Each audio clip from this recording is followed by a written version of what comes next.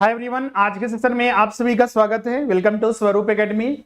आज के इस वीडियो में झारखंड एलिजिबिलिटी टेस्ट, झारखंड पात्रता परीक्षा जेट, जिसका विज्ञापन जो है जेपीएससी के द्वारा जारी कर दिया गया है और इसका फॉर्म जो है 16 तारीख से भरा जाएगा।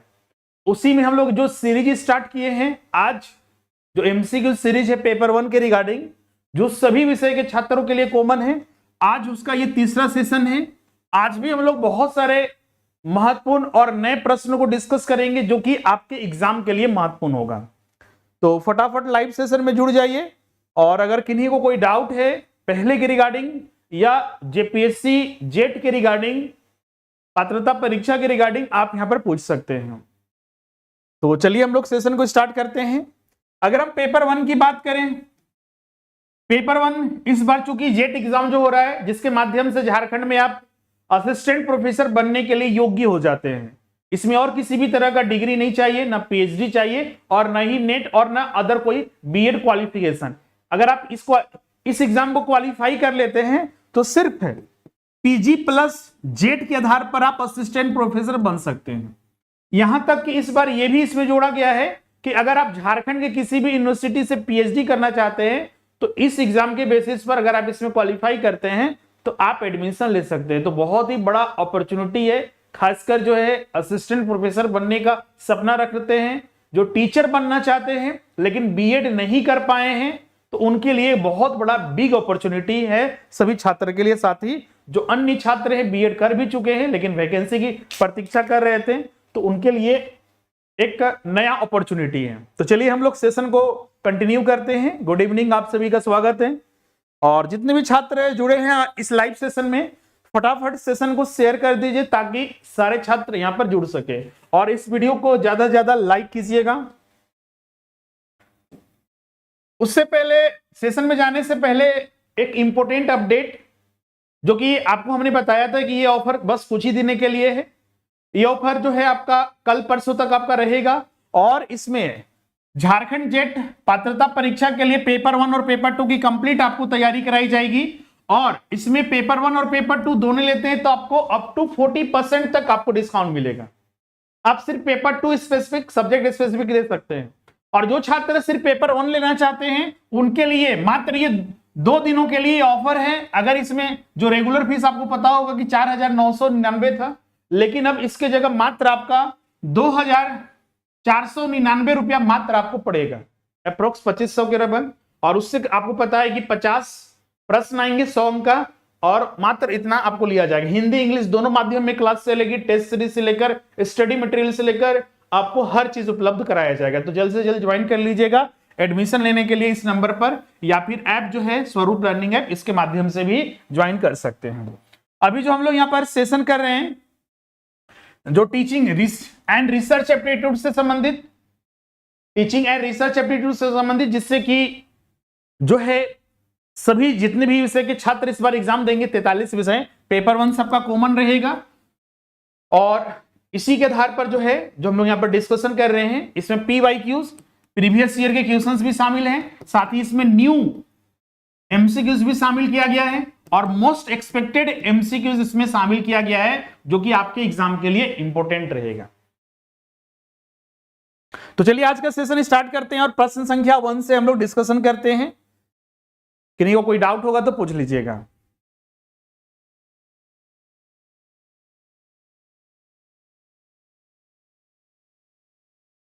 थोड़ा ब्राइटनेस इसका ज्यादा है, 1 मिनट।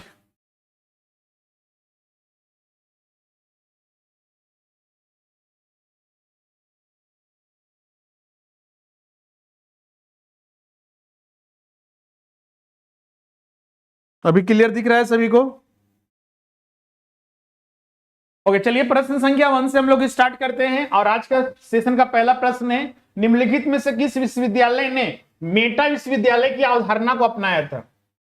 मेटा विश्वविद्यालय कोई विश्वविद्यालय नहीं है, यूनिवर्सिटी नहीं है, जैसा दिल्ली यूनिवर्सिटी या फिर जो है आपका सेंट्रल यूनिवर्सिटी टाइप का नहीं है। एक मतलब कि एक कॉन्सेप्ट है जिसके आधार पर देश भर के चुनिंदा जो विश्वविद्यालय है, यूनिवर्सिटीज है, उनको शामिल किया गया है और एक इनिशिएटिव प्रारंभ किया गया है ताकि देश भर के प्रमुख विश्वविद्यालय उनसे जुड़ सके और शिक्षा, उच्च शिक्षा को खासकर बढ़ावा मिल सके और कुछ जो सेंसिटिव जो मामले हैं उनको भी एजुकेशन में शामिल किया जा सके, जैसे कि पर्यावरणीय मुद्दे, उन सभी को। तो आपको बताना है कि इनमें से किस विश्वविद्यालय को मेटा विश्वविद्यालय की अवधारणा में शामिल किया गया था? असम विश्वविद्यालय, दिल्ली विश्वविद्यालय, हैदराबाद या फिर पांडिचेरी विश्वविद्यालय? उत्तर कमेंट कीजिए प्रश्न संख्या 1 का।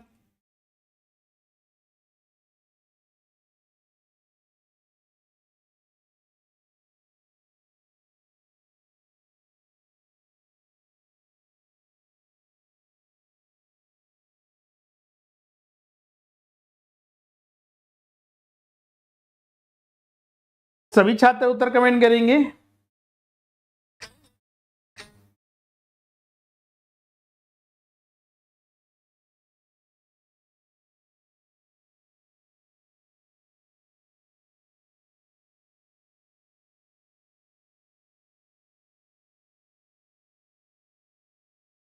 गुड इवनिंग, आप सभी का स्वागत है। गुड इवनिंग अनिल, मीनाज, रेणुका, रमेश, सरिता, शोभा, रामकृष्णा, गुड इवनिंग, आप सभी का स्वागत है। रेणुका, आपका एक प्रश्न है सर कि पेपर 1 और पेपर 2 उसमें 40% डिस्काउंट है और साथ ही इसमें एक डिस्काउंट ये भी है कि महिला अभ्यर्थी के लिए इसमें 500 रुपया और लेस हो जाएगा, तो इसको ध्यान में रखिएगा। आप कॉल कर लीजिए, जो स्क्रीन पर नंबर है। इसकी बहाली अभी देखिए, ये पात्रता परीक्षा लिया जा रहा है एक तरह से प्री एग्जाम के जैसा। इसको क्वालिफाई कीजिएगा तो आपको जो है फिर वैकेंसी आएगी और इस बार जो है करीब 4400 से ज्यादा सीट है। 4400 से ज्यादा सीट है जो कि राज्य भर में जितने भी विश्वविद्यालय हैं, यूनिवर्सिटीज हैं, उनमें नियुक्ति होगी, जिसमें कि करीब 2400 से ज्यादा पद जो है सिर्फ असिस्टेंट प्रोफेसर के लिए ही है। अलग अलग बहुत सारी अन्य वैकेंसी आएगी अलग अलग सब्जेक्ट के लिए। बिल्कुल रामकृष्णा मंडल, जिन छात्रों का जो पीजी किए हुए हैं, सिर्फ पीजी और कुछ नहीं चाहिए, सिर्फ पीजी जो किए हैं या कर रहे हैं, यहां तक कि अपीयरिंग वाले को भी मौका दिया गया है इसमें, पीजी जो कर चुके हैं या कर रहे हैं वो अप्लाई कर सकते हैं। अप्लाई 16 तारीख से होगा, 16। क्लियर? तो चलिए इसमें डिस्कस करते हैं। बिल्कुल नोटिफिकेशन आ गया है, सब डिस्कस किया हुआ है और इसका सही उत्तर होगा यहां पर बी, दिल्ली विश्वविद्यालय। जैसा कि हमने इसके कॉन्सेप्ट में आपको बताया कि जो मेटा यूनिवर्सिटी है ये MHRD मानव संसाधन विकास मंत्रालय, MHRD भारत सरकार का, गवर्नमेंट ऑफ इंडिया का एक मंत्रालय है, मिनिस्ट्री है, जिसको बोलते हैं MHRD मानव संसाधन विकास मंत्रालय, जिसका वर्तमान में नाम है एजुकेशन मिनिस्ट्री। अभी इसका नाम बदलकर कर दिया गया है शिक्षा मंत्रालय। इसी के द्वारा एक इनिशिएटिव प्रारंभ हुआ था जिसमें कि मेटा विश्वविद्यालय की कॉन्सेप्ट अवधारणा शामिल की गई थी। इस कॉन्सेप्ट में देश भर के प्रमुख संस्थानों में जामिया मिलिया जो संस्थान है दिल्ली में, वो जामिया मिलिया संस्थान, इसके अलावा दिल्ली यूनिवर्सिटी, जवाहरलाल नेहरू यूनिवर्सिटी और भारतीय प्रौद्योगिकी संस्थान नई दिल्ली, ये सब भाग लिए थे। इसका उद्देश्य था, ये मेटा विश्वविद्यालय का उद्देश्य था नवीनतम प्रौद्योगिकी के इस्तेमाल से विभिन्न विश्वविद्यालय द्वारा चलाए जा रहे पाठ्यक्रमों को साझा करना, जिससे कि छात्रों को लाभ पहुंचेगा। इसके अलावा उच्च शैक्षणिक संस्थानों के शैक्षणिक मामलों में दखल नहीं देना जैसे चीजें इसमें शामिल थी। इसके अलावा भी और बहुत सारे, जैसे कि जो पाठ्यक्रम है एक समरूपता सब में लाया जाए, जो हायर एजुकेशन से संबंधित है, देश भर में उसमें समरूपता हो, आपसी सहयोग की भावना हो, उस तरह के जो है। इसके अलावा जलवायु परिवर्तन, जन स्वास्थ्य, शिक्षा के क्षेत्र में भी शिक्षा दिया जाए, उसलिए मेटा यूनिवर्सिटी का कॉन्सेप्ट जो है लाया गया था। इसके अलावा शारीरिक रूप से उपस्थित हुए बगैर दूर रहकर शिक्षा ग्रहण, जैसे कि हम लोग बोलते हैं डिस्टेंस एजुकेशन। आप कहीं भी हैं, देश भर के किसी भी जगह पर हैं, बहुत सारे सबसे नाम है आता है इग्नू का। डिस्टेंस एजुकेशन के माध्यम से आप हर तरह के उच्च शिक्षा ग्रहण कर सकते हैं इग्नू के माध्यम से। वही चीज को और भी इसमें बढ़ावा देने की बात कही गई थी। तो इसका सही उत्तर यहां पर होगा बी, दिल्ली यूनिवर्सिटी, जामिया मिलिया संस्थान, जवाहरलाल नेहरू यूनिवर्सिटी और आईआईटी नई दिल्ली इसमें शामिल किया गया था। अगला प्रश्न है, दक्षिण साउथ एशिया यूनिवर्सिटी निम्नलिखित में से किस शहर में अवस्थित है? कोलंबो, ढाका, नई दिल्ली या फिर काठमांडू?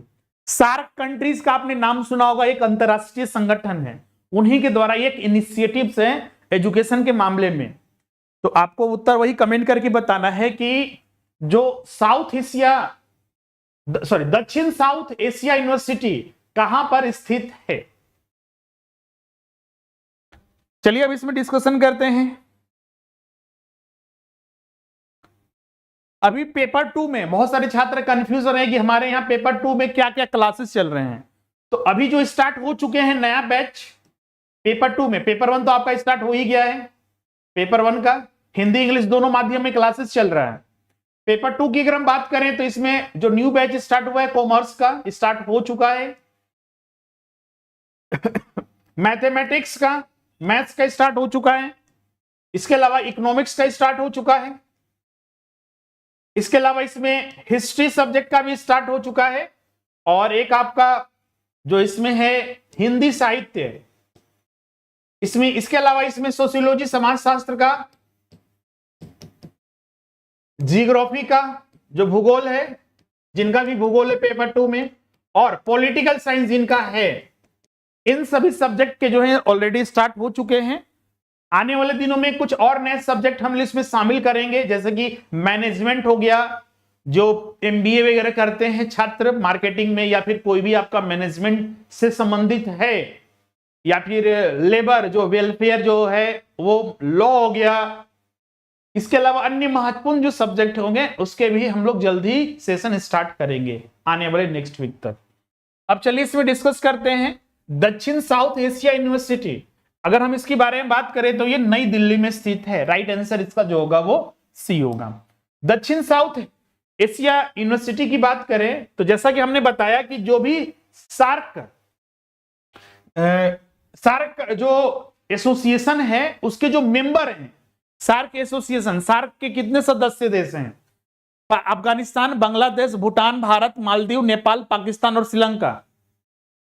इन देश के सहयोग से सार्क जो एसोसिएशन है, संगठन है, भारत सहित ये सारे इसके मेंबर हैं। अब क्या किया जा रहा है कि इन देशों के जितने भी उच्च शिक्षा के ग्रहण करने वाले छात्र हैं उनके लिए एक इनिशिएटिव अंतरराष्ट्रीय स्तर पर इन देशों के साथ मिलकर प्रारंभ किया गया है, जिसमें भारत भी है। कुछ के छात्रों को अंतरराष्ट्रीय गुणवत्ता वाले शिक्षा और अनुसंधान कार्यक्रम प्रदान करना ये दक्षिण एशिया विश्वविद्यालय का मुख्य उद्देश्य है, और इसका जो हेडक्वार्टर या फिर बोल सकते हैं इसका जो संस्थान स्थित है वो नई दिल्ली भारत में स्थित है। क्लियर है? यह जो है दक्षिण एशिया क्षेत्रीय सहयोग संगठन जो सार्क जो एसोसिएशन है, जो संगठन है, 8 सदस्यीय देश है, उन्हीं के सहयोग से ये जो है अंतरराष्ट्रीय विश्वविद्यालय के रूप में दक्षिण एशियाई विश्वविद्यालय की स्थापना की गई जो नई दिल्ली में स्थित है।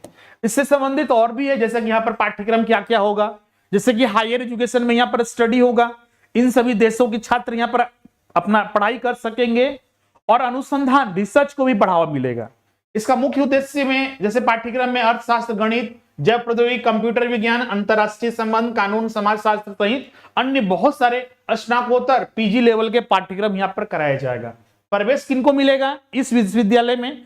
तो जो सार्क देश के छात्र है, जो ये 8 कंट्री हैं, 8 कंट्री जैसे भारत भी इसमें शामिल है, तो इन छात्रों को एक टेस्ट देना पड़ेगा इन देशों के छात्रों को, और उसी के आधार पर इसमें उनको प्रवेश मिलेगा। क्लियर है? कोटा प्रणाली होती है, और ये विश्वविद्यालय जो है अगस्त 2010 में अपना जो पहला शैक्षणिक सत्र जो है प्रारंभ किया था, तो ध्यान में रखिएगा।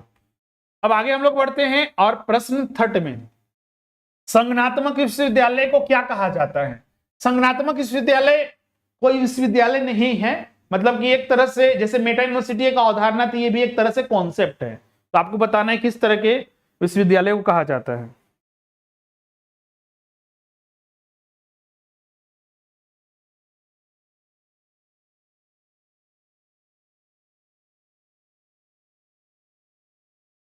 उत्तर कमेंट कीजिए सभी छात्र।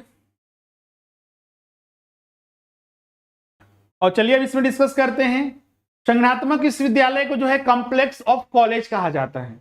यह भी एक तरह का अवधारणा है जिसमें कि ये एक तरह का विश्वविद्यालय नहीं है, बल्कि यह शब्द उन विश्वविद्यालयों को वर्णन के लिए इस्तेमाल किया जाता है जो एक संघीय प्रणाली या किसी देश के संघीय संरचना का हिस्सा हो। संघीय संरचना जो सेंट्रल जो स्ट्रक्चर है उसका हिस्सा होते हैं, उनको कॉम्प्लेक्स ऑफ कॉलेज या फिर संगठनात्मक जो है यूनिवर्सिटी कहा जाता है। अगला है 4, नौ चयनित आईएएस जो प्रोफेसर्स होते हैं, जैसे कि हर साल जो है यूपीएससी एग्जाम लेता है, यूनियन पब्लिक सर्विस कमीशन, जिसके माध्यम से देश भर में आईएएस, आईपीएस, अन्य बहुत सारे आईएफएस, बहुत सारे सिलेक्शन होते हैं। उसी में हर साल जो है करीब 180 जो है आईएएस तैयार किए जाते हैं। उनका प्रोबेशन पीरियड, ट्रेनिंग पीरियड होता है, जिनको ट्रेनिंग जो है कहां दिया जाता है वही पूछा गया है। प्रशिक्षण, आधारभूत प्रशिक्षण दिया जाता है कहां पर? पहला है Indian Institute of public administration द्वारा, दूसरा है administrative staff college of India द्वारा, तीसरा है LBS national academy of administration द्वारा, और चौथा है सेंटर फॉर एडवांस स्टडीज द्वारा। अधिकतर छात्रों को पता होगा क्योंकि बहुत सारे छात्र किसी न किसी रूप में इसकी तैयारी किए होंगे।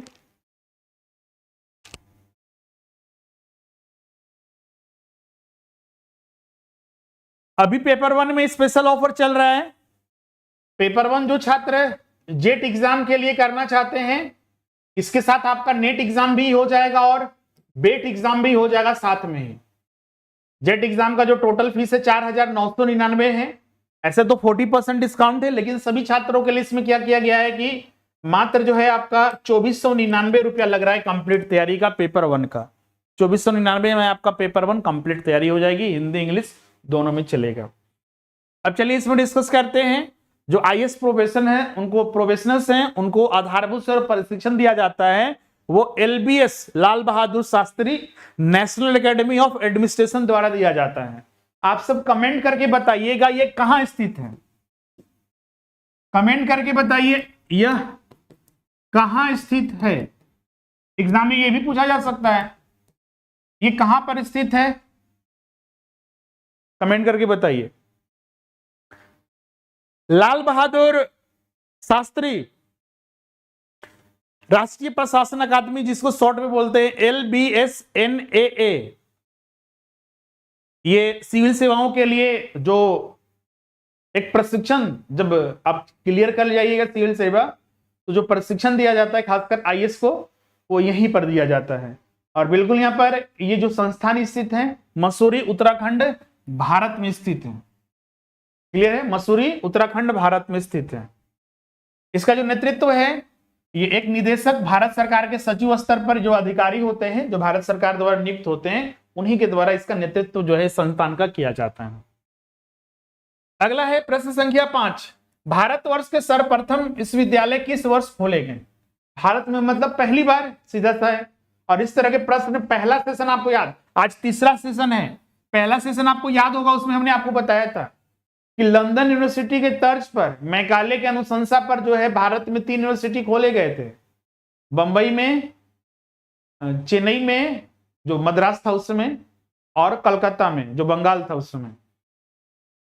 ये कब खोले गए थे वही आपको बताना है। तो सर्वप्रथम विश्वविद्यालय 1937, 1947, 1957 या फिर 1950।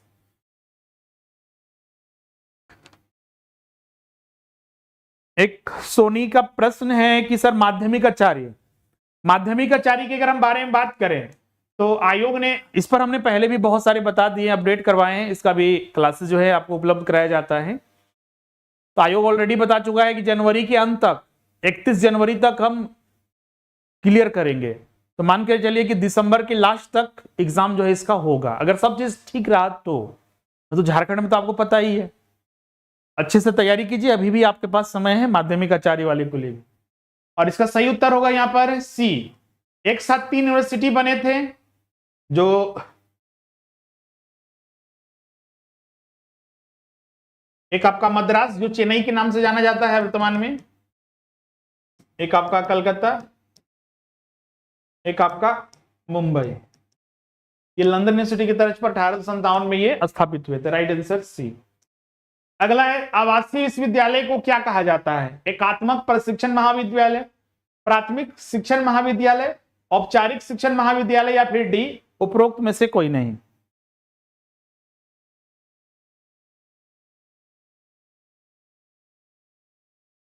उत्तर कमेंट कीजिए और सभी छात्र अपना उत्तर कमेंट कीजिए और वीडियो को ज्यादा से ज्यादा लाइक और शेयर कीजिएगा। और कमेंट बॉक्स में जो अभी तक बहुत सारे छात्र बोले सर हम लोग व्हाट्सएप ग्रुप में हमको नहीं जोड़े हैं, तो हमको नहीं जोड़े हैं। हम चैट बॉक्स में देखिए लिंक हम वहां पर पोस्ट कर दिए हैं, पिन भी किया हुआ है, व्हाट्सएप ग्रुप का भी है और टेलीग्राम चैनल का भी है, तो ज्वाइन कर लीजिएगा।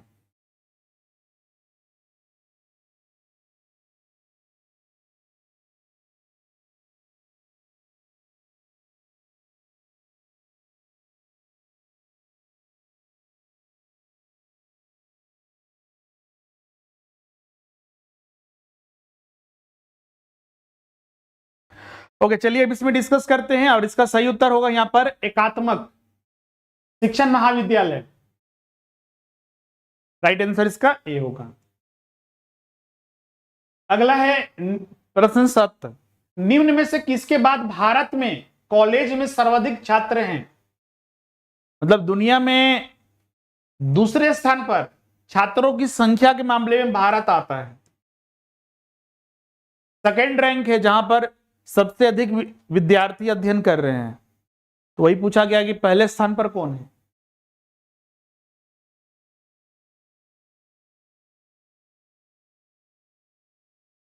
तो पहले स्थान पर यूएसए, ऑप्शन में है B, United State of America.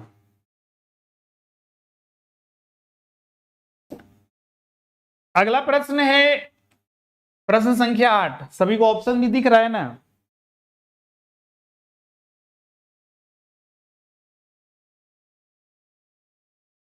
प्रश्न संख्या 8 है, निम्नलिखित में से कौन सी संस्थाएं विश्वविद्यालय अनुदान आयोग अधिनियम 1956 के अधीन डिग्री देने या प्रदान करने के लिए सक्षम हैं? आपको पता होगा, आप लोग सभी पढ़ाई के, ये हर एक छात्र को ये पता होना चाहिए, क्योंकि आज के डेट में देखिएगा तो फेक यूनिवर्सिटी बहुत सारे चल रहे हैं। डिग्री ले लेते हैं, पता चलता है कि जब उसका यूज करने के समय आता है पता चलता है कि आपका तो सिलेक्शन होगा ही नहीं, क्योंकि फेक डिग्री है। तो इसीलिए जब भी किसी संस्थान में एडमिशन कराएं तो यूजीसी के नियम का ध्यान रखना चाहिए। वही चीज यहां पर है, पूछा गया है कि कौन से संस्थान है जो डिग्री देने के लिए सक्षम है, क्या कंडीशन लिखा गया यूजीसी अधिनियम 1956 में। पहला, संसद के अधिनियम द्वारा स्थापित विश्वविद्यालय। दूसरा, विधानमंडल के अधीन अधिनियम द्वारा स्थापित विश्वविद्यालय। तीसरा, भाषाई अल्पसंख्यकों द्वारा स्थापित विश्वविद्यालय या संस्था। और चौथा है विश्वविद्यालय समझे जाने वाली संस्था। विश्वविद्यालय समझे जाने, आपने एक नाम सुना होगा डीम्ड यूनिवर्सिटी, जैसे कि झारखंड में देखिएगा सबसे बड़ा डीम्ड यूनिवर्सिटी बीआईटी मेसरा है। बीआईटी मेसरा बिरला जो प्राइवेट सेक्टर का यूनिवर्सिटी है, रांची में स्थित है, डीम्ड यूनिवर्सिटी है।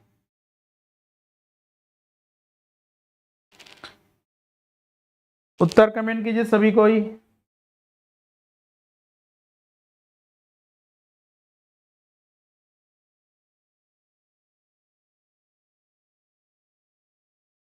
ओके, चलिए अब इसमें डिस्कशन करते हैं और इसका सही उत्तर यहां पर होगा सी। 1, 2 और 4 यहां पर सही है। पहला, हर एक वह यूनिवर्सिटी डिग्री देने के लिए सक्षम है, मान्य है, जो संसद के द्वारा स्थापित है, जैसे सेंट्रल यूनिवर्सिटी या फिर उनके द्वारा अधिनियम पारित करके, जैसे आईआईटी हो गया, ट्रिपल आईटी हो गया, आईआईएम हो गया, ये सब डिग्री दे सकते हैं। विधानमंडल राज्य सरकार के भी शिक्षा का दायरा, तो राज्य सरकार में समर्थित सूची है शिक्षा, तो विधानमंडल भी, जैसे स्टेट यूनिवर्सिटी होते हैं, जैसे झारखंड में देखिएगा रांची यूनिवर्सिटी है, विनोबा भावे है, नीलांबर पीतांबर, बहुत सारे स्टेट यूनिवर्सिटीज हैं, तो वो भी डिग्री देने के लिए सक्षम है। लेकिन ये भाषीय अल्पसंख्यक द्वारा स्थापित जो विश्वविद्यालय है ये सक्षम नहीं होते हैं, ये किसी भी तरह का डिग्री नहीं दे सकते हैं। अब चौथा जो है यहाँ पर कि विश्वविद्यालय समझे जाने वाली संस्था, मतलब कि जो वैसे संस्था जो डीम्ड यूनिवर्सिटी है उनको मान्यता मिला है उसी के तौर पर, तो ये दे सकते हैं। तो पहला, दूसरा और चौथा सही है, तीसरा नहीं है, तो राइट आंसर सी। अगला प्रश्न है 9, विश्वविद्यालय अनुदान आयोग द्वारा वर्ष 2014 में अभिनिर्धारित जाली संस्थाएं, फेक यूनिवर्सिटी या यूनिवर्सिटी की अधिकतम संख्या निम्नलिखित में से किस राज्य या संघ में सबसे ज्यादा है? बिहार, उत्तर प्रदेश, तमिलनाडु या दिल्ली? ये तो प्रीवियस ईयर का क्वेश्चन है, इसीलिए यहां पर 2014 का पूछा गया है। हो सकता है कि आपका नया डाटा पूछा जाए। क्लियर है? तो चलिए इसमें डिस्कशन करते हैं। उत्तर कमेंट कीजिए सभी कोई।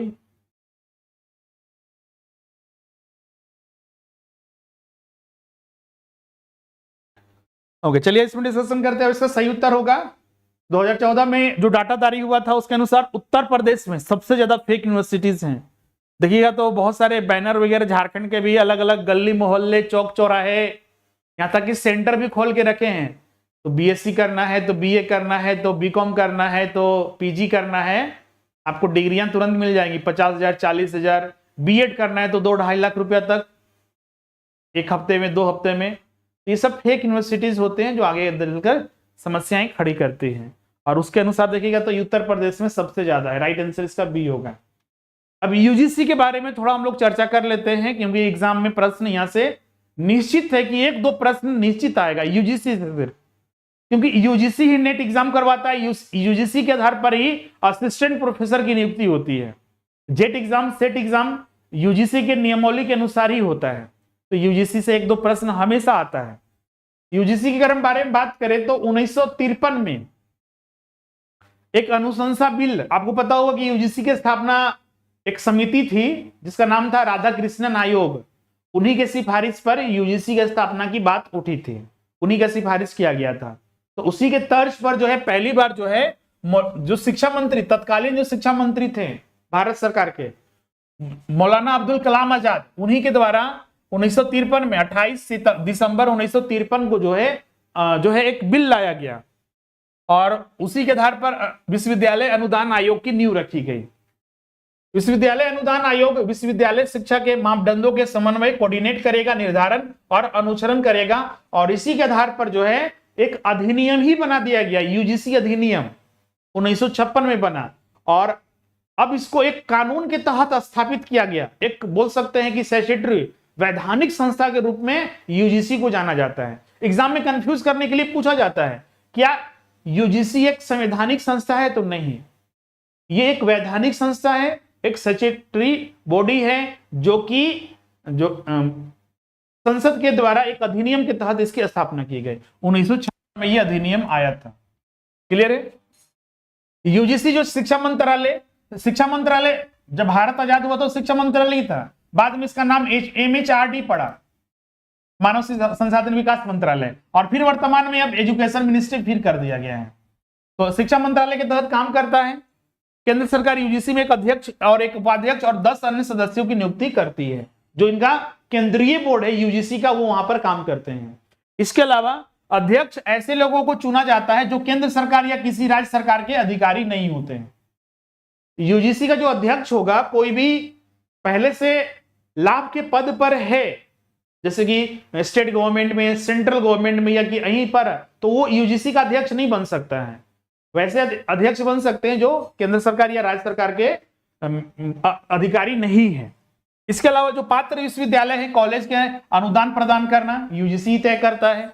इसके अलावा जो है आयोग जो है केंद्र और राज्य सरकार को उच्च शिक्षा के विकास के लिए आवश्यक उपाय और सलाह, एडवाइजरी भी जारी करती है यूजीसी। इसके अलावा यूजीसी जिसका मुख्यालय दिल्ली में है, इसके अलावा बहुत सारे क्षेत्रीय कार्यालय भी है अलग अलग देश के अलग अलग भागों में, जो कि एक बेंगलुरु में है, दूसरा भोपाल में, गुवाहाटी में, हैदराबाद, कोलकाता और पुणे में। और जो इसका मेन जो मुख्यालय है वो दिल्ली में स्थित है। फर्जी विश्वविद्यालय, स्वायत्त महाविद्यालय, डीम्ड विश्वविद्यालय और दूरस्थ शिक्षा संस्थानों को मान्यता भी और उस पर नियंत्रण करने का काम भी यूजीसी के द्वारा किया जाता है। तो ये सारे इंपॉर्टेंट पॉइंट है, इसको ध्यान में रखिएगा। अब अगला है प्रश्न संख्या 10, डॉक्टर बी आर अम्बेडकर विश्वविद्यालय आगरा किस कोटि का विश्वविद्यालय है? संबंध विश्वविद्यालय, आवासीय, संबंध एवं आवासीय या फिर डी, इनमें से कोई नहीं। उत्तर कमेंट कीजिए सभी कोई।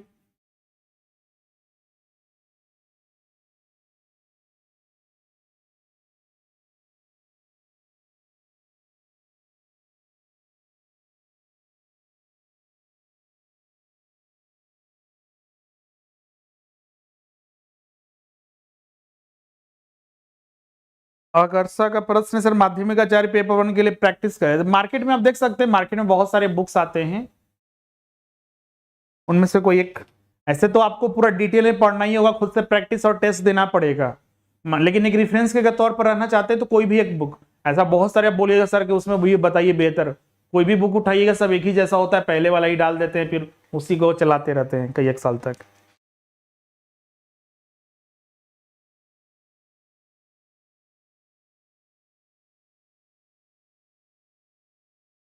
ओके चलिए अब इसमें डिस्कस करते हैं।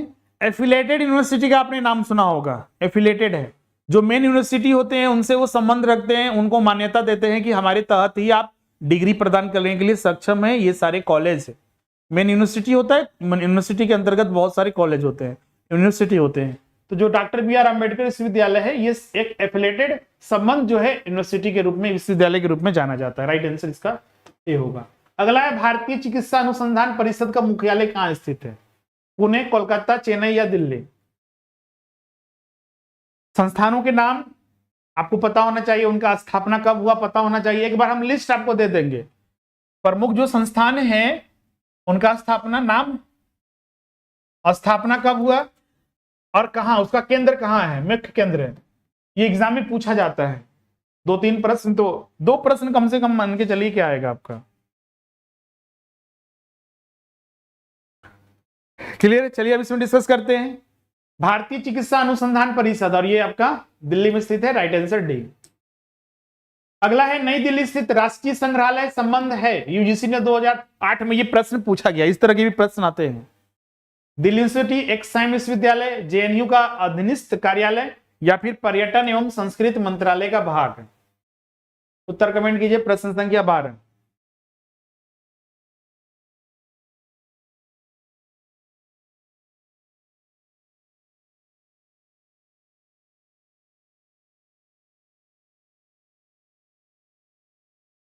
और चलिए अब इसमें डिस्कस करते हैं और इसका सही उत्तर होगा जो नई दिल्ली स्थित जो राष्ट्रीय संग्रहालय जो है एक संबंध है, एक सैम यूनिवर्सिटी के रूप में जाना जाता है। राइट आंसर इसका बी होगा। अगला है महात्मा गांधी अंतरराष्ट्रीय हिंदी विश्वविद्यालय का मुख्यालय कहां स्थित है? ये देखिए 2007 के जो यूजीसी नेट, उस समय सीबीएसई के द्वारा एग्जाम लिया जाता था यूजीसी नेट का। अभी कौन लेता है एग्जाम? एनटीए लेती है, नेशनल टेस्टिंग एजेंसी।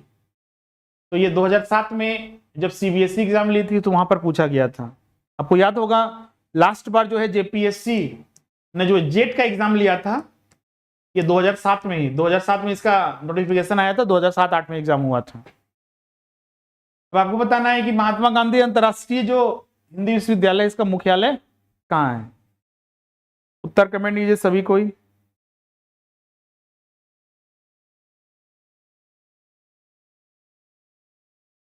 ओके चलिए अब इसमें डिस्कशन करते हैं और इसका सीधा आंसर है वर्धा। लिस्ट आपको याद रखना है सब में। 14th है निम्नलिखित संस्थाओं में से नई दिल्ली में कौन सी संस्था स्थापित नहीं है? इसमें से देखिएगा ये 2008 में प्रश्न, देखिए यहां पर कैसा पूछा जा रहा है कि दिल्ली में बहुत सारे संस्थान है नई दिल्ली में, अब बताना है कि इनमें से कौन सा, चारों में से कौन सा नहीं है। पहला भारतीय सांस्कृतिक अनुसंधान परिषद, भारतीय वैज्ञानिक अनुसंधान परिषद, अभी थोड़ी देर पहले देखे तो ये तो है ही। राष्ट्रीय शैक्षणिक अनुसंधान एवं प्रशिक्षण परिषद, और डी है भारतीय उच्च शिक्षा संस्थान। उत्तर कमेंट कीजिए सभी कोई। और बिल्कुल यहां पर इसका राइट आंसर यहां पर डी होगा। ए बी सी ये सब दिल्ली में स्थित है, लेकिन यहां पर जो डी है ये दिल्ली में स्थित नहीं है, तो राइट आंसर यहां पर जो होगा वो डी होगा। अगला है 15 मानव संसाधन विकास मंत्रालय द्वारा स्नातक पूर्व पाठ्यक्रमों के लिए ई कंटेंट बनाने का निम्नलिखित कार्य निम्नलिखित में से किसे सौंपा गया? इनफ्लिनेट कंसोर्टियम फॉर एजुकेशन कम्युनिकेशन, राष्ट्रीय ज्ञान आयोग, या फिर इंदिरा गांधी राष्ट्रीय मुक्त विश्वविद्यालय। उत्तर कमेंट कीजिए सभी कोई।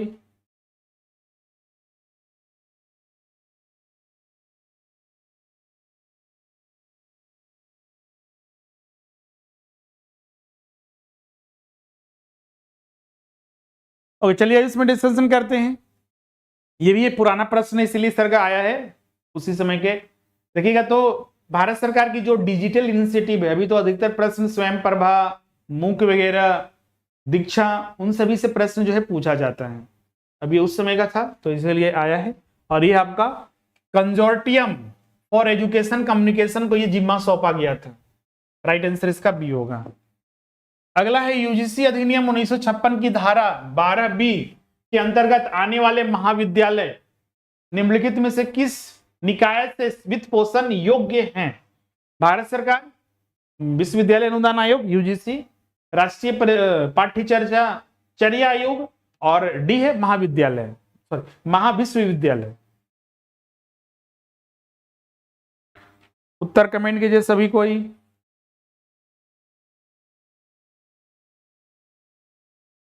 अनुदान जो सब्सिडी देती है, बहुत सारे जितने भी भारत में अधिकतर उच्च शिक्षा के संस्थान हैं, यूनिवर्सिटीज हैं, उनको भारत सरकार के द्वारा जो है यूजीसी के माध्यम से उनको अनुदान दिया जाता है।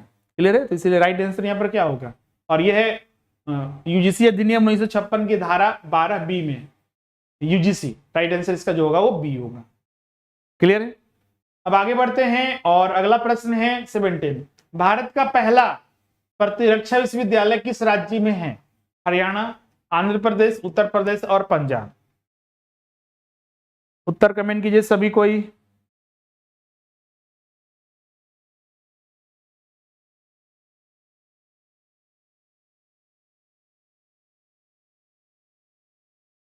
और बिल्कुल यहां पर राइट आंसर इसका होगा, पहला जो प्रतिरक्षा विश्वविद्यालय है ये हरियाणा में स्थापित किया गया था। राइट आंसर इसका ये होगा।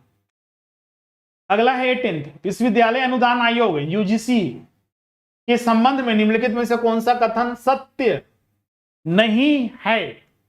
ध्यान रखिएगा, यहां पर मतलब कि जो कथन गलत है वो पूछा गया है। इसमें गलत कौन सा है? यूजीसी से संबंधित। पहला है इसे वर्ष 1956 में संसद के अधिनियम द्वारा स्थापित किया गया, ये भी थोड़ी देर बताए थे, ये तो बिल्कुल सही लग रहा है। दूसरा, इसे उच्च शिक्षा की उन्नति और समन्वय का कार्य सौंपा गया है। तीसरा है इसे केंद्र सरकार से योजनागत और गैर योजनागत निधियां प्राप्त होती है। डी है राज्य विश्वविद्यालयों के लिए इसे राज्य सरकार से निधियां प्राप्त होती है। अब आपको बताना है ए बी सी डी में चारों में से कौन सा गलत है, जो रॉन्ग है वो फाइंड आउट करना है। आप यूजीसी के बारे में ज्यादा नहीं भी पढ़े हैं ना, तो जो स्टेटमेंट जो अभी तक हम प्रश्न जो सॉल्व करवा रहे हैं उसके आधार पर भी आप उत्तर आसानी से दे सकते हैं।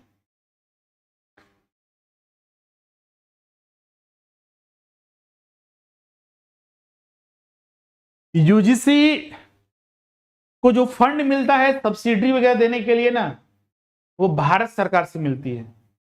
भारत के जितने भी उच्च शिक्षा के संस्थान हैं, यूनिवर्सिटीज हैं, उनको जो फंड देती है यूजीसी भारत सरकार से मिलते हैं, चाहे स्टेट यूनिवर्सिटीज हो या फिर अन्य यूनिवर्सिटी। क्लियर है? तो जो ऑप्शन डी है यहाँ पर वो बिल्कुल गलत है। बाकी पहला सही है, दूसरा भी सही है, तीसरा भी सही है, लेकिन ये चौथा ऑप्शन गलत है। इसलिए राइट आंसर यहाँ पर डी होगा। अगला प्रश्न है भारत विश्वविद्यालय अनुदान आयोग के क्षेत्रीय कार्यालयों की संख्या बताइए। 10, 7, 8 या फिर 6। अभी थोड़ी देर पहले हमने बताया था, डिटेल जब बता रहे थे। मुख्यालय कहां पर है? नई दिल्ली में। इसके अलावा भी और बहुत सारे क्षेत्रीय कार्यालय थे, वही संख्या पूछी गई है। देखते हैं कितने लोग ध्यान रखते हैं सेशन में। उत्तर कमेंट कीजिए सभी कोई।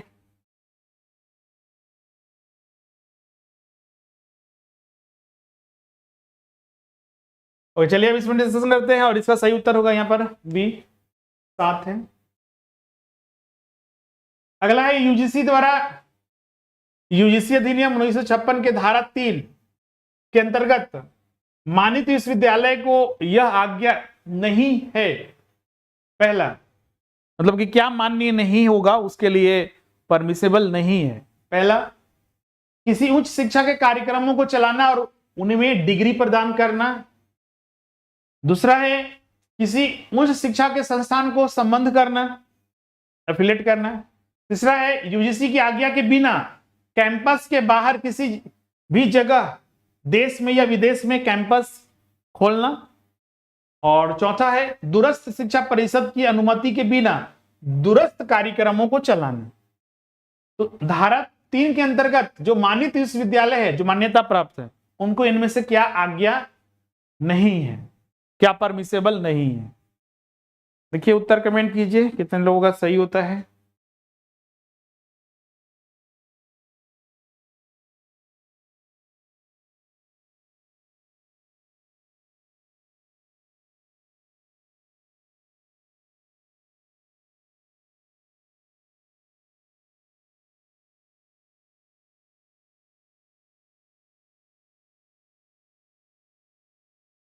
ओके, चलिए अब इसमें डिस्कशन करते हैं। जैसे कि यूजीसी जो है, जितने भी भारत में विश्वविद्यालय हैं उनको हर तरह का जो मान्यता प्राप्त है, उनको हर तरह का जो कैंपस के लिए या फिर अन्य बहुत सारे उनको जो अधिकार दिए जाते हैं कि आप इस आधार पर अपनी यूनिवर्सिटी को चला सकते हैं, जो यूजीसी के दायरे में है। लेकिन अगर आपको डिस्टेंस कोर्स चलवाना है तो आपको सबसे पहले जो है आपका दूरस्थ शिक्षा परिषद की अनुमति लेना पड़ेगा। क्लियर है? तो इसका राइट आंसर यहां पर जो होगा वो डी होगा। अगला है 21, निम्नलिखित में से डीम्ड यूनिवर्सिटी विश्वविद्यालय के विषय में कौन सा कथन सही है। पहला है राज्य के राज्यपाल डीम्ड यूनिवर्सिटी के कुलाधिपति होते हैं। दूसरा है वे अपना पाठ्यक्रम तथा पाठ्य चर्चा बना सकते हैं। तीसरा है वे दाखिला तथा शुल्क के विषय में अपने दिशा निर्देश बना सकते हैं।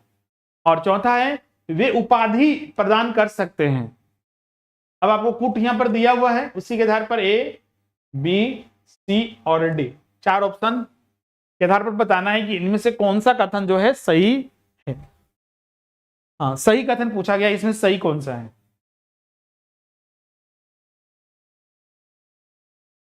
उत्तर कमेंट कीजिए सभी कोई।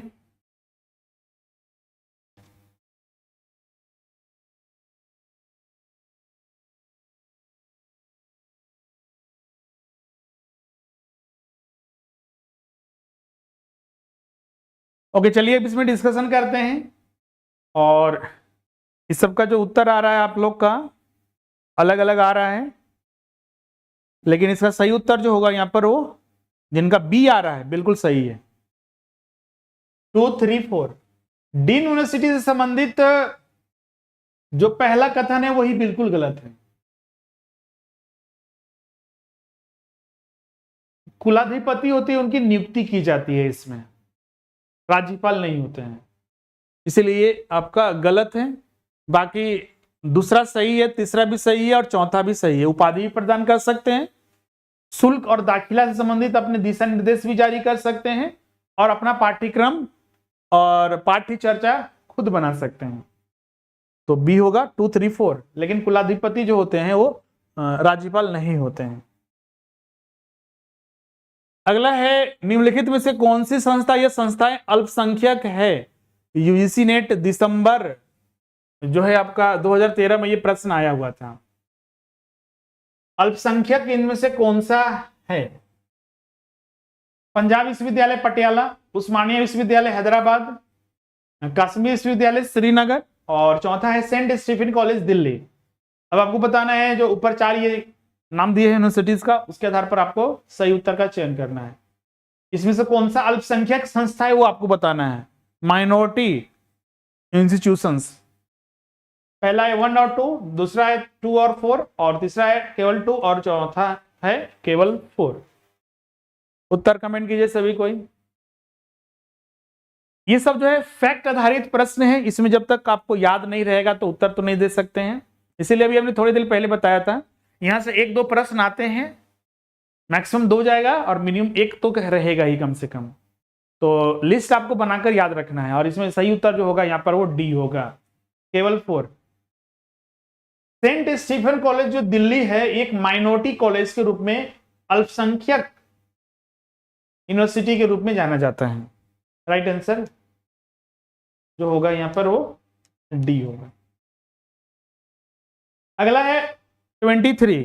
वर्ष 2015 में भारत की उच्च शिक्षण संस्थाओं में सकल नामांकन अनुपात, जो GER जिसको हम लोग बोलते हैं, ग्रोस इनरोलमेंट जो है रेशियो, लगभग क्या है? 8%, 12%, 19% या 23%? उत्तर कमेंट कीजिए सभी कोई। ये तो फैक्ट वाला है और ये करंट इशू से संबंधित है, करंट से संबंधित, तो इसका राइट आंसर यहां पर होगा 23%। Right answer D. अगला है 24। निम्नलिखित कथनों में से कौन सा कथन केंद्रीय विश्वविद्यालय, सेंट्रल यूनिवर्सिटीज के संबंध में सही है? जो सही कथन है वो आपको फाइंड आउट करना है।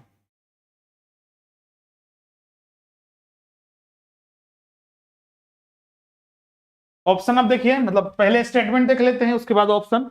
पहला है केंद्रीय विश्वविद्यालय की स्थापना संसद के अधिनियम से होती है। दूसरा है भारत के राष्ट्रपति केंद्रीय विश्वविद्यालय के विजिटर होते हैं। तीसरा है राष्ट्रपति विश्वविद्यालय की कार्यकारिणी समिति अथवा प्रबंधक बोर्ड के कुछ सदस्यों को मनोनीत कर सकती है।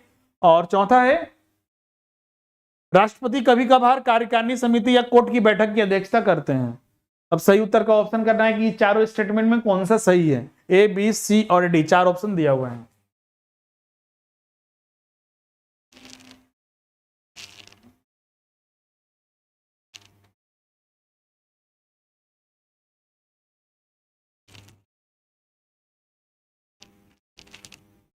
उत्तर सभी छात्र कमेंट करेंगे। प्रश्न सारे के सारे बहुत ही महत्वपूर्ण हैं।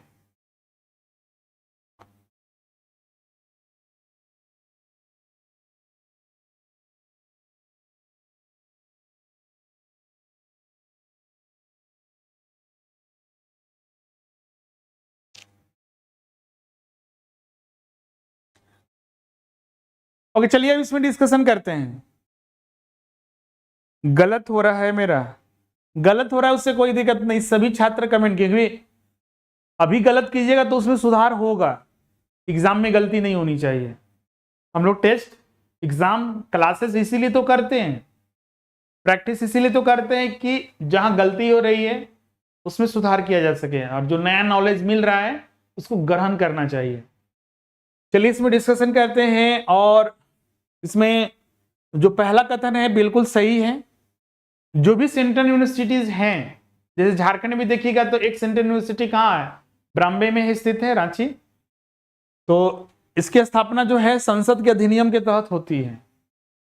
मेन जो कंट्रोलिंग है वो मतलब संसद में जो एक अधिनियम है बनाया गया कानून, उसी के तहत होती है। दूसरा है जो भी सेंट्रल यूनिवर्सिटी होते हैं उसमें विजिटर, चांसलर और वाइस चांसलर होते हैं प्रमुख।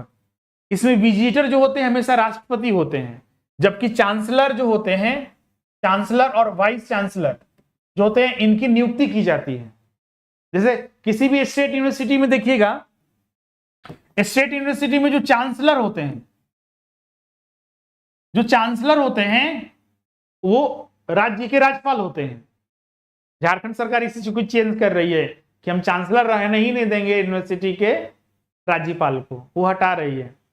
लेकिन नियम यही है कि जो राज्य के विश्वविद्यालय होते हैं उनके चांसलर जो होते हैं वो राज्यपाल होते हैं। सेंट्रल यूनिवर्सिटी के जो चांसलर होते हैं वो नियुक्त होते हैं और वाइस चांसलर भी नियुक्त होते हैं, जबकि विजिटर होते हैं वो राष्ट्रपति होते हैं। ये भी सही है।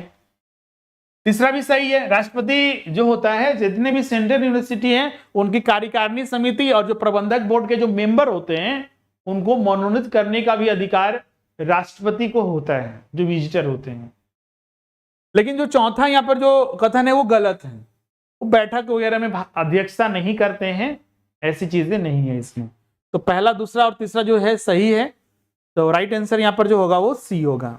उसके आधार पर, क्योंकि 1, 2 और 3 सही है, इसीलिए राइट आंसर यहाँ पर जो होगा वो सी होगा। क्लियर है? अगला है 25। जो यूनिट 10 में देखिएगा, यूनिट 10 में जो हायर एजुकेशन सिस्टम है उसमें एक हम लोग को टॉपिक पढ़ना है, प्राच्य, पारंपरिक और गैर पारंपरिक अधिगम कार्यक्रम। अब उसी से प्रश्न पूछा जाए, एक प्रश्न यहां से भी आता है, याद रखिएगा। निम्नलिखित में से किस वर्ष भारतीय विश्वविद्यालय संघ AIU मूल रूप से स्थापित किया गया था? 1925, 1945, 1953 या फिर कोई नहीं?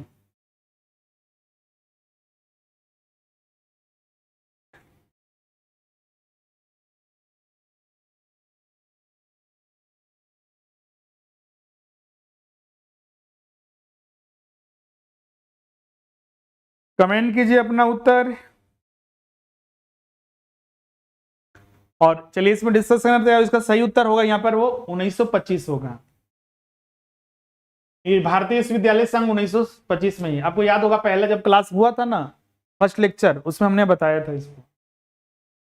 26 है, निम्नलिखित में से कौन सा विश्वविद्यालय द्विपद्धतीय वाला नहीं है? दिल्ली, बंगलुरु, मद्रास या फिर इंदिरा गांधी राष्ट्रीय मुक्त विद्यालय? सर कमेंट कीजिए। और इसका सही उत्तर होगा इग्नू।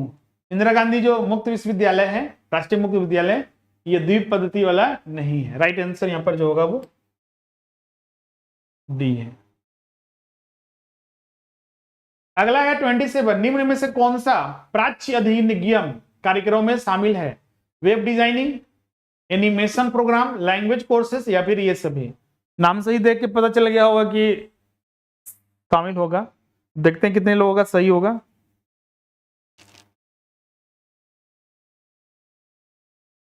उत्तर कमेंट कीजिए। चलिए अब इसमें डिस्कशन करते हैं। और इसमें बिल्कुल प्राच्य अधिनियम के अंतर्गत ये सारे वेब डिजाइनिंग हो गया, एनिमेशन, मतलब इसमें इस तरह से कन्वेंशनल कोर्सेज बोल सकते हैं, इस तरह से आते हैं जो शॉर्ट टर्म कोर्सेज होते हैं, अधिकतर शॉर्ट टर्म कोर्सेज होते हैं।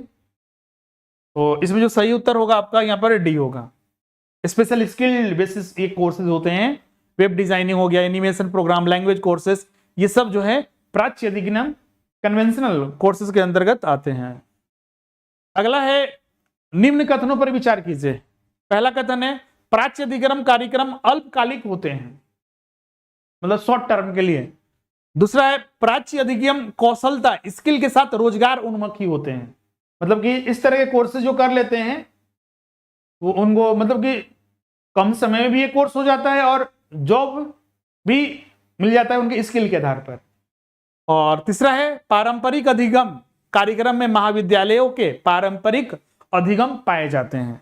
अब आपको बताना है कि ये तीन कथनों में से कौन सा कथन जो है सही है।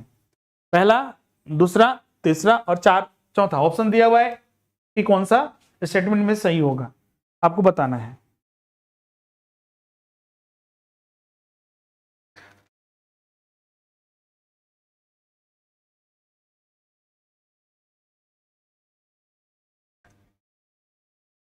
उत्तर कमेंट कीजिए। यहां से एक प्रश्न ध्यान रखिएगा, बिल्कुल आएगा, conventional, non conventional, oriental courses जो है यहां से एक प्रश्न निश्चित आता है। और बिल्कुल यहां पर अभी थोड़ी देर पहले हमने बताया था, एक शॉर्ट टर्म होते हैं, स्किल बेस्ड कोर्सेज होते हैं, जॉब, अब जैसे वेब डिजाइनिंग कोई करता है या फिर जो वीडियो एडिटिंग का काम सीखता है कोई, वीडियो एडिटिंग आज के डेट में तो कहीं भी एक शॉर्ट टर्म कोर्स होता है। और आजकल तो वीडियो एडिटर, आजकल तो हर कोई जो है रील्स बनाता है, वीडियो बनाते हैं, तो एक उनको एक स्टाफ की जरूरत पड़ती है जो वीडियो एडिटिंग कर सके। बहुत सारे लोग जो है वेबसाइट वगैरह, एप्स वगैरह बनाते हैं, तो वो सबके लिए तो शॉर्ट टर्म होता है, स्किल मिलता है इससे और रोजगार भी अच्छे से मिल जाता है इसमें। तो पहला, दूसरा और तीसरा भी सही है, महाविद्यालयों के पारंपरिक अधिनियम में पाए जाते हैं। तो राइट आंसर इसका 1, 2, 3 बी होगा। अगला है प्रश्न संख्या 29, निम्नलिखित में से कौन सा कथन सही नहीं है? मतलब जो गलत कथन है वो फाइंड आउट करना है, जो गलत इसमें से कौन सा है। पहला है प्राच्य अधिगम कार्यक्रम रोजगार परक नहीं होते हैं। पहला, विदेशी भाषा कोर्सेज प्रमुख प्राच्य अधिगम कार्यक्रम में शामिल होते हैं।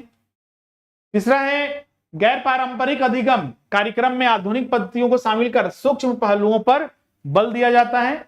और चौथा है उपरोक्त सभी।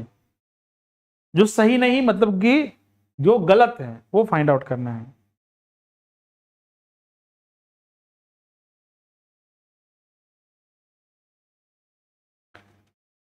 उत्तर कमेंट कीजिए, और आपको देख के ही लग गया होगा कि इसका कौन सा सही होगा, क्योंकि इसमें ज्यादा आप लोग को मेहनत नहीं करना पड़ेगा, देख कर ही पता चल गया कि इसमें से कौन सा गलत होगा। अभी पिछला प्रश्न जो डिस्कस हमने किया था उसी आधार पर आप बता सकते हैं। पहला स्टेटमेंट देखिए, पहला ऑप्शन जो है ए, क्या है, रोजगार परक नहीं होते हैं। शॉर्ट टर्म कोर्स से स्किल डेवलप होता है, वेब डिजाइनिंग हो, वीडियो एडिटिंग हो, प्रोग्रामिंग हो, तो इस तरह के ये एम्प्लॉयमेंट को जनरेट ज्यादा से ज्यादा करता है, इससे जॉब आसानी से मिलती है, तो यही गलत है। बाकी बी और सी सही है, तो राइट आंसर यहां पर जो होगा वो ए ही होगा। क्लियर है सभी को यहां तक? आगे बढ़े। अगला है 30, गैर पारंपरिक अधिगम होता है सरल एवं सुलभ, समय अनुकूल, रोजगार उन्मुखी, या फिर ये सभी, मतलब डी।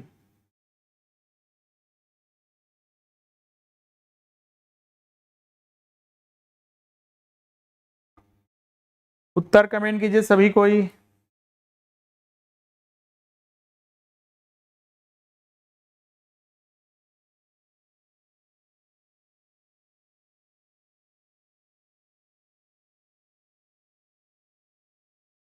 ओके, चलिए अभी डिस्कशन करते हैं, और इसमें सही उत्तर बिल्कुल यहाँ पर राइट आंसर जो होगा वो डी ही होगा, क्योंकि गैर पारंपरिक नॉन कन्वेंशनल जो कोर्सेज होते हैं ये सरल और सुलभ होते हैं। जैसे कि अगर हम बात करते हैं कोई भी सिंपल जो शॉर्ट टर्म कोर्सेज होते हैं, कोई ब्यूटी पार्लर का ही सीखता है या फिर बहुत सारे अन्य कोर्सेज भी सीखता है, सरल सुलभ समयानुकूल होते हैं, रोजगार उन्मुखी होते हैं। क्लियर है? तो राइट आंसर यहाँ पर जो होगा वो डी होगा। अगला है तकनीकी और व्यावसायिक शिक्षा, ये भी आप लोग का टॉपिक में है। अब उसी से प्रश्न हम लोग देखते हैं। 31, निम्नलिखित में से कौन तकनीकी शिक्षा का उद्देश्य है? टेक्निकल एजुकेशन, जैसे इंजीनियरिंग कराया जाता है, आईटीआई डिप्लोमा जैसे कोर्सेज, जूनियर से संबंधित बहुत सारे इंजीनियरिंग के कोर्सेज होते हैं, तकनीकी शिक्षा दिया जाता है, तो उसका उद्देश्य बताना इनमें से कौन सा है। पहला, कुशल जनशक्ति का सृजन, मानव संसाधन का विकास करना, सी ए और बी दोनों, या फिर डी उपरोक्त में से कोई नहीं। ये तो आसानी से उत्तर दे सकते हैं, मतलब इसमें से कुछ ऐसे भी प्रश्न अगर नहीं भी पढ़े पहले तो उत्तर देना आसान हो जाता है, क्योंकि ये सब हम लोग जान रहे हैं।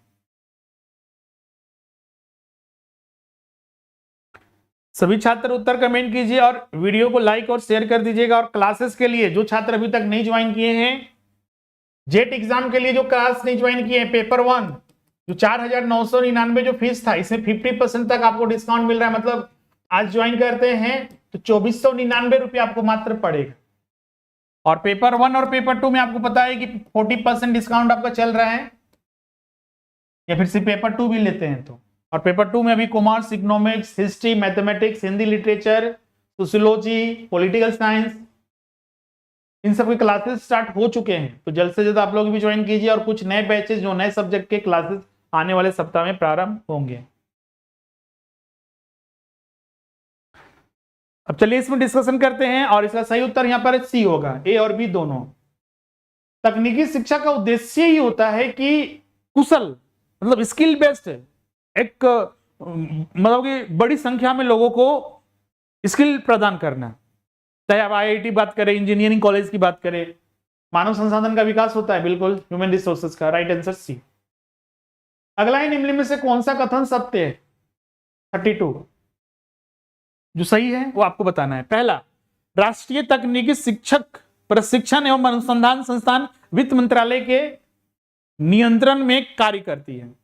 दूसरा है, तकनीकी शिक्षक प्रशिक्षण संस्थान अनुसंधानात्मक के क्षेत्र के अनुसंधान को बढ़ावा देती है। तीसरा है, भारतीय विज्ञान संस्थान एक निजी संस्था है। और चौथा है, औद्योगिक प्रशिक्षण संस्थान माध्यमिक शिक्षा के बाद प्रशिक्षण नहीं देते, बल्कि स्नातक की योग्यता महत्वपूर्ण होती है। अब जो सही है वो आपको बताना है। थोड़ा स्टेटमेंट इसमें आपको लग रहा होगा पहली बार पढ़ रहे हैं, चलिए कुछ अब नया सीखेंगे इसमें हम लोग इस प्रश्न के माध्यम से, तो उसको नोट कर लीजिएगा। और जो जान रहे हैं उत्तर अपना कमेंट कीजिए।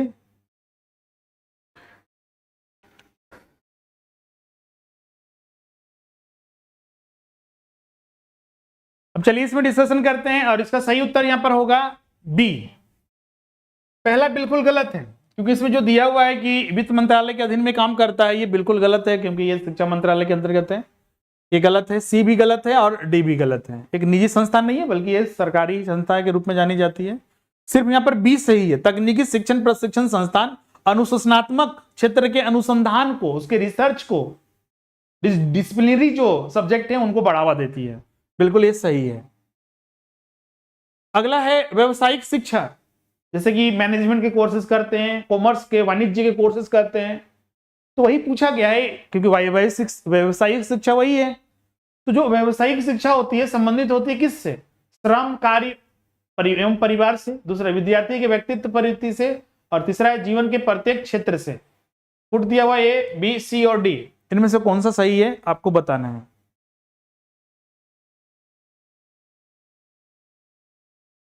उत्तर कमेंट कीजिए सभी कोई।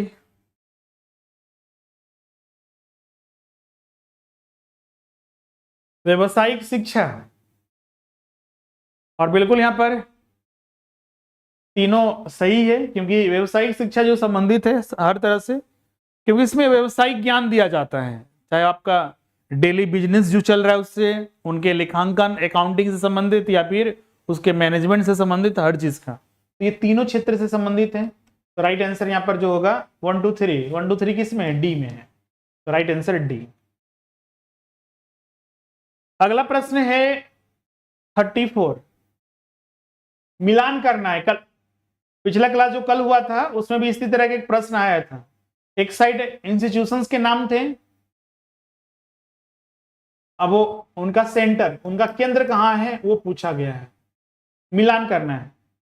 Indian Institute of science,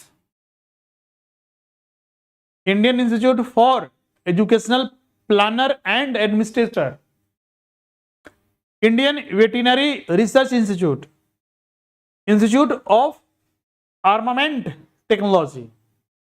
Uttar comment कीजिए सभी कोई।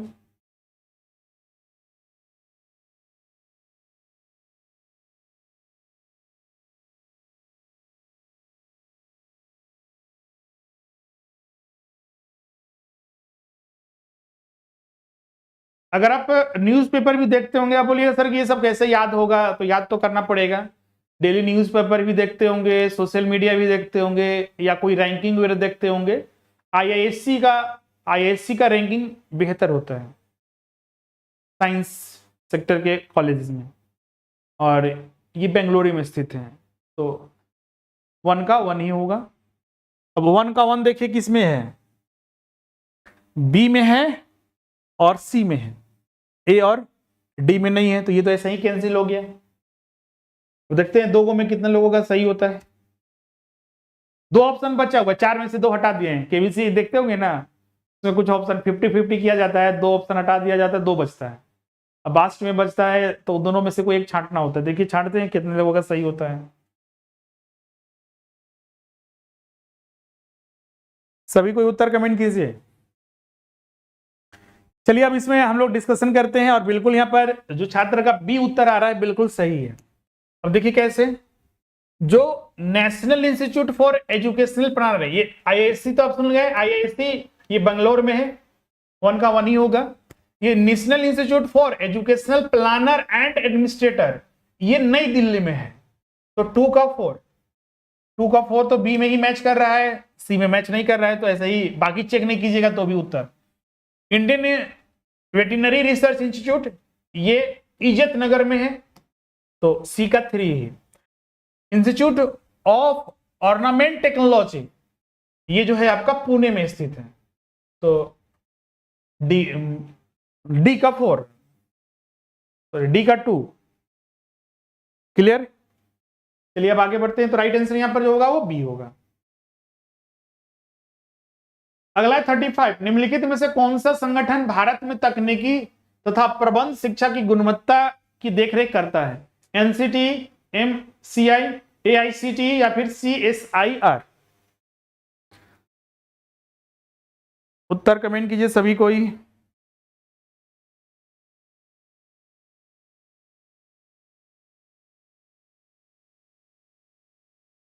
और ये आसानी से उत्तर यहाँ पर तो पूछा गया है, मतलब टेक्निकल क्षेत्र में, जैसे कि आप कभी अगर आपने सोचा होगा इंजीनियरिंग करने के लिए, क्योंकि झारखंड में देखिएगा खासकर मध्यम परिवार के लोग जो होते हैं या फिर उससे एवं वाले, तो 12th के बाद सोचते हैं इंजीनियरिंग करना या तो मेडिकल में जाना। तो देखते होंगे ना कि अगर एडमिशन लेने के लिए खोजते होंगे तो हाँ, मान्यता प्राप्त है कहां से, यूजीसी नहीं, एआईसीटीई से मान्यता प्राप्त है, वह इंजीनियरिंग कॉलेज बोलते हैं ना, वही चीज है यहाँ पर। तो सही उत्तर होगा यहाँ पर एआईसीटीई। क्लियर, तकनीकी प्रबंधन शिक्षा की गुणवत्ता और उनको मान्यता देने का काम करती है। अगला है निम्न में से कौन सा व्यवसायिक कोर्स है, व्यवसायिक कोर्सेज इसमें से कौन सा है, graphic designing, hotel marketing, digital marketing या डी ये सभी, मूल्य शिक्षा एवं पर्यावरणीय शिक्षा। एक मिनट,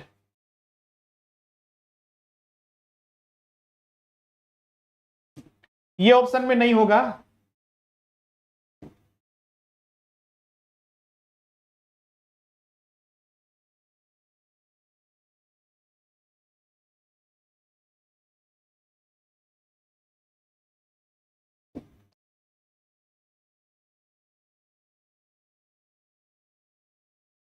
व्यवसायिक शिक्षा इसमें से कौन सा है, उत्तर सभी कोई कमेंट कीजिएगा।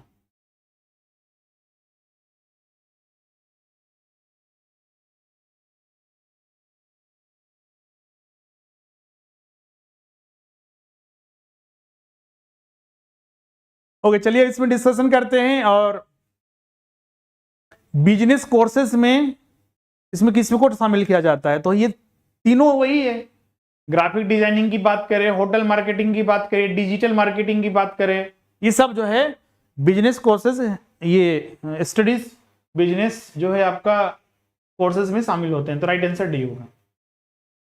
अब 37 से जो प्रश्न है आपका, आप लोग के सिलेबस में एक टॉपिक है जो यहां पर लिखा हुआ था, मूल्य शिक्षा, वैल्यू एजुकेशन और पर्यावरणीय शिक्षा, इन्वायरमेंटल एजुकेशन, उसी से प्रश्न अब रहेगा। यहां से भी एक प्रश्न जो है पूछा जाता है, मूल्य शिक्षा से विद्यार्थियों में विकास होता है क्या चीज का, सामाजिक पक्ष, मूल्य शिक्षा मतलब समझ रहे हैं, मूल्य, व्यवहार, मान सम्मान, प्रतिष्ठा, गुडविल, रेपुटेशन जिसको हम लोग बोल सकते हैं, या फिर मतलब कि शिक्षा सिर्फ डिग्री का ही नाम नहीं है, मानव विकास हो, मानवता जीवित रहे। क्लियर है, सर्वांगीण विकास, तो मूल्य शिक्षा से विद्यार्थियों में विकास होता है, सामाजिक पक्ष, नैतिक पक्ष, आध्यात्मिक पक्ष या डी ये सभी। तो आसानी से उत्तर दे सकते हैं, वैल्यू एजुकेशन का बता चुके हैं। सिर्फ रेपुटेशन ही नहीं, मान सम्मान, हमें अपने धर्म का, दूसरे के धर्म का मान सम्मान करना चाहिए, जो चीजें सही है उस पर हमेशा अडिग रहना चाहिए, गलत के साथ हो रहा है किसी के साथ तो उसके अगेंस्ट में खड़ा रहना चाहिए, मतलब कि हर तरह की चीजें, तो समाज के साथ मिलजुल कर रहना चाहिए। तो सामाजिक चीज, नैतिक और आध्यात्मिक, ये तीनों पक्ष वैल्यू एजुकेशन में शामिल होता है। तो इसीलिए राइट आंसर यहां पर जो होगा वो डी होगा, ये सभी। अगला है, मूल्य शिक्षा की आवश्यकता किन कारणों से है, आखिर हमें मूल्य शिक्षा, वैल्यू एजुकेशन क्यों चाहिए, किन कारणों से। पहला, समाज को समावेशी बनाने के लिए, दूसरा बच्चे को पर्यावरण के प्रति संवेदनशील बनाने हेतु, और तीसरा है मूल्यों से अवगत कराने हेतु। ए, बी, सी और डी, डी जो ऑप्शन है ये सभी है, मतलब कि 1 2 3। उत्तर कमेंट कीजिए कि आखिर वैल्यू एजुकेशन क्यों आवश्यक है।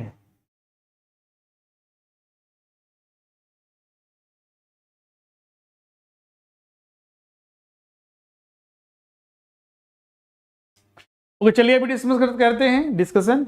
जैसे कि अब बच्चे को सिर्फ शिक्षा दे दिए तो वहीं तो मेरा काम खत्म नहीं हो गया, हर चीज की उसकी जानकारी होनी चाहिए, हर चीज उनको पता होना चाहिए, नैतिक पक्ष, मोरल, नैतिकता जैसी चीजें, आध्यात्मिक जैसी चीजें, सामाजिक व्यवहार, अच्छी गलत की चीजें, हर चीज पता होना चाहिए। इन्वायरमेंट के प्रति, पर्यावरण के प्रति जो है जागरूकता, वो चीज भी पता होनी चाहिए। तो ए बी मतलब 1 2 3 मतलब ये दोनों यहाँ पर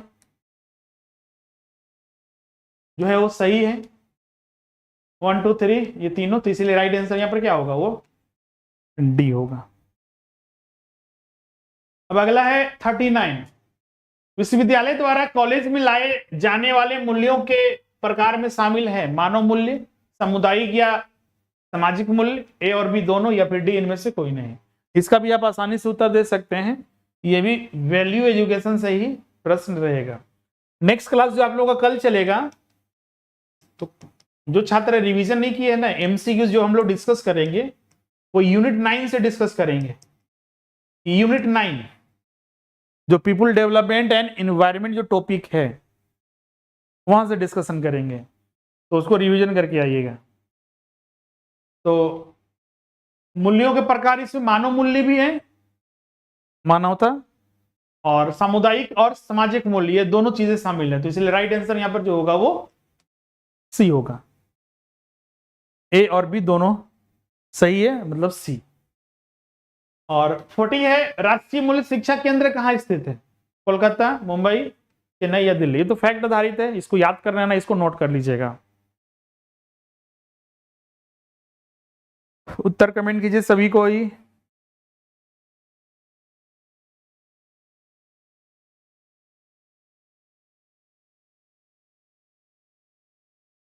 और आप सब वीडियो को ज्यादा से ज्यादा लाइक और शेयर कीजिएगा, क्योंकि बहुत सारे छात्र जुड़ते हैं, कमेंट भी नहीं करते। कमेंट भी कीजिए, लाइक और शेयर जरूर कीजिए, और आपको सेशन कैसा लगा जरूर बताइएगा। और बिल्कुल यहाँ पर 40 का जो सही उत्तर होगा यहाँ पर वो डी होगा, दिल्ली। जो राष्ट्रीय मूल्य शिक्षा केंद्र है, ये जो सेंटर है नेशनल वैल्यू एजुकेशन सेंटर, ये नई दिल्ली में स्थित है। तो इस तरह से आज हमने यहाँ पर टोटल 40 प्रश्न जो है यहाँ पर हमने डिस्कस कर लिए। आप सबका इसमें 40 में कितना सही हुआ कमेंट करके जरूर बताइएगा। अब इसके आगे हम लोग कल चौथा सेशन डिस्कस करेंगे, और यूनिट 9 से रहेगा people development and environment topics. सभी यूनिट से हम लोग यूनिट 1 से लेकर यूनिट 10 तक के सभी सेशन हम लोग एमसीक्यूज के माध्यम से डिस्कस करेंगे। बाकी जो पेड बैच वहां पर थ्योरी क्लास वगैरह सब मिलेगा ही, टेस्ट सीरीज वगैरह ऑनलाइन टेस्ट वहां होते रहेगा, क्योंकि खुद से भी अटेम्प्ट करना, ये जो डिस्कशन हो रहा है, लेकिन खुद से अटेम्प्ट नहीं करेंगे, थ्योरी नहीं पढ़ेंगे, तो ये सब सॉल्व थोड़े होगा। एक चीज ध्यान रखिएगा, ये सब जो है आपका जरूरी है, प्रैक्टिस जरूरी है, डिस्कशन जरूरी है, लेकिन थ्योरी भी हमारे लिए उतना ही जरूरी है, क्योंकि बिना थ्योरी पढ़े हुए हम कैसे किसी प्रश्न को सॉल्व कर सकते हैं। तो थ्योरी भी पढ़ते रहिएगा, चाहे सेल्फ स्टडी या फिर हमारे संस्थान में जुड़कर पेपर 1 और पेपर 2 के रिगार्डिंग। इसका राइट आंसर यहाँ पर डी होगा। तो चलिए आज का हम लोग सेशन यहीं पर एंड करते हैं, और भी बहुत सारे प्रश्न हैं तो आने वाले सेशन में डिस्कस करते जाएंगे, जिससे कि आप लोग का तैयारी अच्छे से लेकर चलते रहेगा एग्जाम तक। और जो छात्र क्लासेस नहीं ज्वाइन किए हैं अभी तक, ज्वाइन कीजिए। फीस आप ही के लिए जो है बहुत ही रीजनेबल रखा गया है। इसमें ऑफलाइन क्लास, इसमें बहुत सारे छात्र ये सोचते हैं सर कि ऑनलाइन फीस बहुत ज्यादा रहे। इसमें रिकॉर्डिंग आपको नहीं मिलेगा कि एक ही बार ज्वाइन किए, टीचर का कोई मेहनत नहीं, एक बार रिकॉर्ड करके दे दिए हैं, उसी क्लास को हमेशा चला रहे, बिल्कुल नहीं। फेस टू फेस क्लासेस चलेंगे जो ऑफलाइन में पढ़ाया जाता है।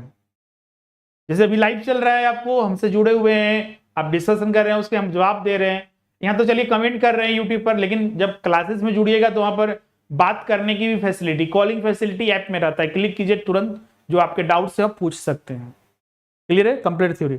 और अभी पेपर 1 का सिर्फ ज्वाइन करते हैं तो इसमें 50% तक डिस्काउंट है, मात्र 2499 पड़ रहा है। इसके अलावा पेपर 1 और पेपर 2 में क्लासेस ज्वाइन कर सकते हैं, जिसमें कि अभी 40% डिस्काउंट है, और महिला अभ्यर्थियों के लिए 500 अतिरिक्त डिस्काउंट है, जो कि ये ऑफर जो है कल परसों तक है। तो जल्द से जल्द ज्वाइन कर लीजिएगा। अभी paper 1 commerce, economics, history, political science, geography, Hindi, literature, mathematics, sociology का भी क्लासेस जो है आप लोग का स्टार्ट हो चुका है, और आने वाले दिनों में कुछ और नए सब्जेक्ट का क्लासेस स्टार्ट हो।